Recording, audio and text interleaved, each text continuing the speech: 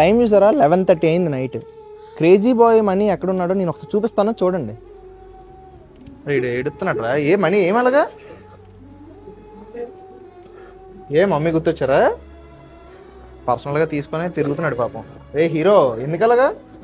బండి మీద వచ్చాడు, మనం కార్లో తీసుకెళ్దాం. ఏడుతున్నా, నాకు ఏడుపుచ్చింది. ఏం ఆగదరా, అయిపోద్దని భయపడకు, మేమంతా లేమా?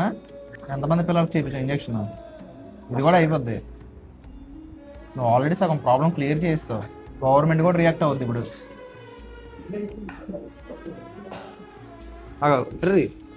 ఆగావు నేను పెడతాను, ఆగు. ఎందుకలాగా అది? నువ్వు ఎగ్జాక్ట్గా ఈరోజు డేట్ ఎంత? ఈరోజు 21. 30 లోపు బాబుకి ఇంజక్షన్ అయిపోద్ది, నీకు మంచి సర్ప్రైజ్ కూడా ఉంటుంది. అలా నవ్వుకొని ఉండు, నువ్వు నవ్వుకొని ఉంటేనే అన్నీ అవుతాయి హ్యాపీగా.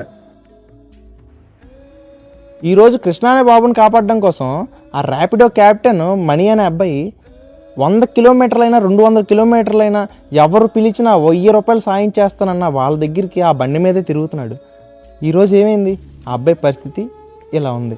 ఆ మనీ మీద మీకు రెస్పెక్ట్ ఉంటే, ఆ అబ్బాయి చేసిన దానికి మనం వాల్యూ ఇస్తున్నాము అని అనుకుంటే, ఈ కింద ఒక క్యూఆర్ పెడతాను. ఆ క్యూఆర్ ఎవరిదంటే కృష్ణ అనే బాబుది. డైరెక్ట్ వాళ్ళ పేరెంట్కే చేరుతుంది, డైరెక్ట్ ఇంజక్షన్కే వాడతారు. సో 100 వేసిన ఆ బాబు సమస్య అయితే తీరిపోతుంది. సో గవర్నమెంట్, నారా లోకేష్ గారు, నారా చంద్రబాబు నాయుడు గారు, కొణిదెల పవన్ కళ్యాణ్ గారు, మీ అందరికీ ఒక రిక్వెస్ట్ సార్, ఆ బాబుని మీరు కాపాడాలి. కృష్ణ అనే బాబుని చూసి మీకు జాలి అనిపిస్తే ఏదో ఒక నిమిషంలో దయచేసి ఆ బాబుకి ఎటువంటి సాయం మేము గవర్నమెంట్ నుంచి కోరుకోవట్లేదు సార్.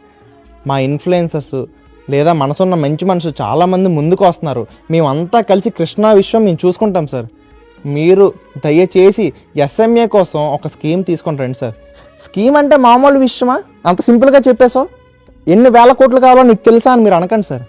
ఆ ఫ్రీ బస్సుకు పెట్టే డబ్బులు ఈ ఎఫ్ఎంఏ కేసుల కోసం పెడితే పిల్లలు బ్రతుకుతారు సార్.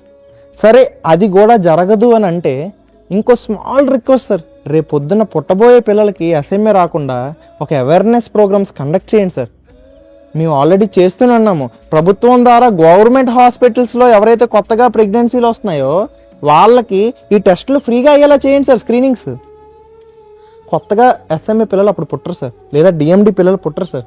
ఈరోజు తల్లిదండ్రులు రోడ్ల మీదకి వెళ్ళి అందరి కాళ్ళ మీద పడి మా పిల్లల్ని బ్రతికించండి అని ఆవేదనతో చెప్తుంటే తట్టుకోలేక ఈరోజు మనీ లాంటి వాళ్ళు తన ఉపాధిని కోల్పోయి తన బళ్ళు అమ్ముకుంటున్నారు సార్. ఇవన్నీ చూసాక కూడా మీరు చేయకపోతే ఇంకా ఎక్కడ బ్రతుకుతున్నాం అనే విషయం మాకే అర్థం కావట్లేదు సార్.